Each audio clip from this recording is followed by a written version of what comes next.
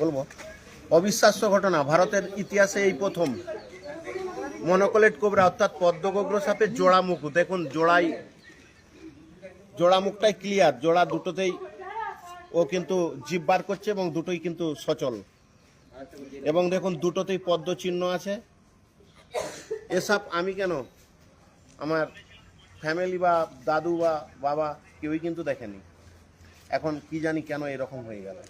আমরা শুনেছি যে পঞ্চমুখী সাপ, আমরা বাস্তবে দুমুখী দেখতে পাচ্ছি, কিন্তু পঞ্চমুখী দেখতে আর হয়তো কতদিন লাগবে, হয়তো কিছুদিনের মধ্যেই পঞ্চমুখীও দেখতে পাবো বাস্তবেই। কি কারণে হতে পারে এরকম জোড়ামুখ? এটা কি কারণে হতে পারে আমি এটা এখনো ধারণা করতে পারছি না। কিছুদিন আগে যেমন একটা পদ্মগুলোর পদ্মের চিহ্নটা ক্লিয়ার থাকেন, ইউ আকৃতি ছিল, এটা আবার জোড়া মুখ হয়ে গেল। দুটো মুখ দিয়ে কিন্তু লগে লগে জিভ বেরোচ্ছে। হ্যাঁ, দুটো মুখ ফনা উঠছে, ফনাও উঠছে। একটি সাপের দুটো জোড়া মুখ এবারে পরিষ্কার বোঝা যাচ্ছে, দু প্রান্তে দু মুখ।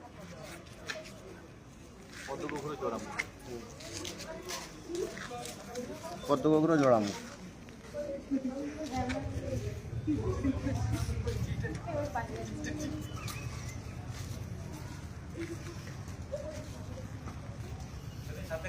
এই যে ফোনা তুলছে কত সুন্দর।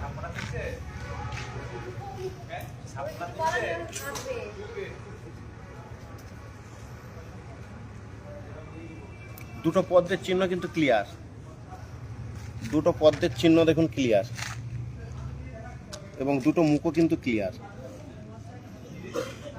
এবং দুটোতেই জিভ বেরোচ্ছে। দেখুন একসাথেই দুটোকেই জিভ বেরোচ্ছে।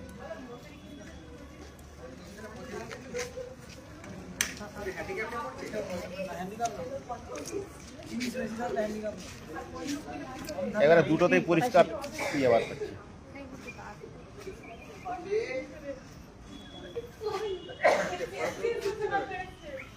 দুটো মুখ সাপের। জন্মগত ত্রুটি। আচ্ছা, প্রতিবন্ধী হবে কি না, হ্যান্ডিক্যাপ্টের সার্টিফিকেট পাবে না? এই দুটোতে কিন্তু জিভ বেরোচ্ছে, কিন্তু দুটোতে কোবরা কোবরা কোবরা। হ্যাঁ, মনোক্লেট কোবরা।